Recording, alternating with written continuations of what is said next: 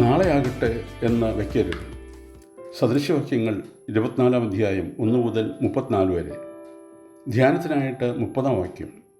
ഞാൻ മടിയൻ്റെ കണ്ടത്തിനരികെയും ബുദ്ധിഹീനൻ്റെ മുന്തിരിത്തോട്ടത്തിന് സമീപയും കൂടിപ്പോയി.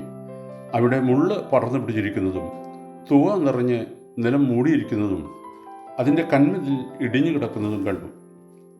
2000 വർഷം മുമ്പ് മനുഷ്യരാശിയെ സമൃദ്ധീകരിക്കാൻ ലോകത്തിൽ അവതരിച്ച ക്രിസ്തുവിനെ വഴിതെറ്റിക്കുവാൻ സാത്താൻ ഒരു വിഫല ശ്രമം നടത്തി. അന്ന് പരാജയനായി തീർന്ന സാത്താൻ ഇന്നും മനുഷ്യരെ വഴിതെറ്റിക്കുവാനുള്ള ശ്രമം തുടർന്നുകൊണ്ടിരിക്കുന്നു. ഒരളവിൽ സാത്താൻ അതിൽ വിജയിച്ചിരിക്കുന്നു എന്നും പറയാം.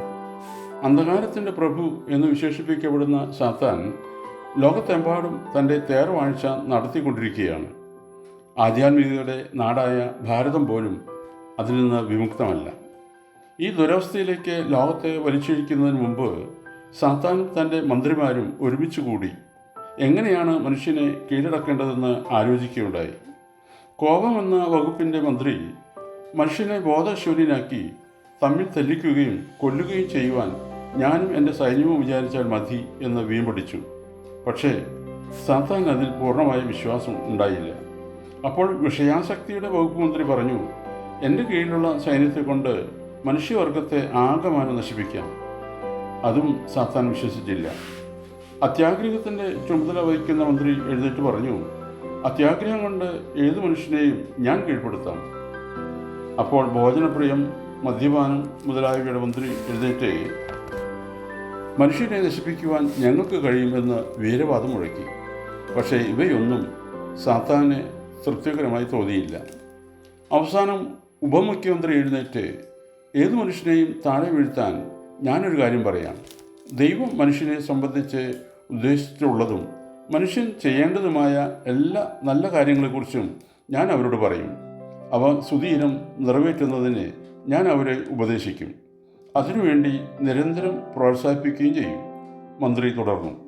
എന്നാൽ അത്ര തിടുക്കം കൂട്ടേണ്ട ആവശ്യമില്ല. അത് നാളെ ആരംഭിക്കാം. നിങ്ങൾക്ക് ചെയ്യുവാനുള്ള നല്ല കാര്യങ്ങൾ ആരംഭിക്കുന്നതിന് അനുകൂലമായ സാഹചര്യങ്ങൾ ഒത്തിണങ്ങിയിട്ട് വരട്ടെ, അപ്പോൾ ആരംഭിക്കാം എന്ന് ഞാൻ അവരോട് പറയും. ഭലേ ബേഷ്. സാത്താന് തൃപ്തിയായി.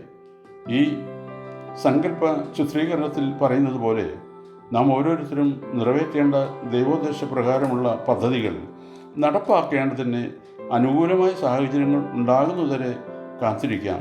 അഥവാ അത് നാളെ ആകട്ടെ എന്ന് വയ്ക്കുവാനുള്ള പ്രേരണ നൽകുന്നത് നമ്മെ നശിപ്പിക്കുവാനുള്ള സാത്താൻ്റെ ഏറ്റവും ഫലപ്രദമായ തന്ത്രമാണ്. ഓർക്കണമേ, കൊയ്ത്തുകാലത്ത് ഉറങ്ങുന്ന മനുഷ്യൻ അച്ഛന് അപമാനമാണ്. സദൃശവാക്യം 12:27. മടിയൻ ഒന്നും വേട്ടയാടി പിടിക്കുന്നില്ല. ഉത്സാഹമോ മനുഷ്യന് വിലയേറിയ സമ്പത്താകുന്നു. ദൈവം അനുഗ്രഹിക്കട്ടെ. പ്രാർത്ഥനയോടെ കർത്തൃശുശ്രൂഷയിൽ എളിയ ദാസ്.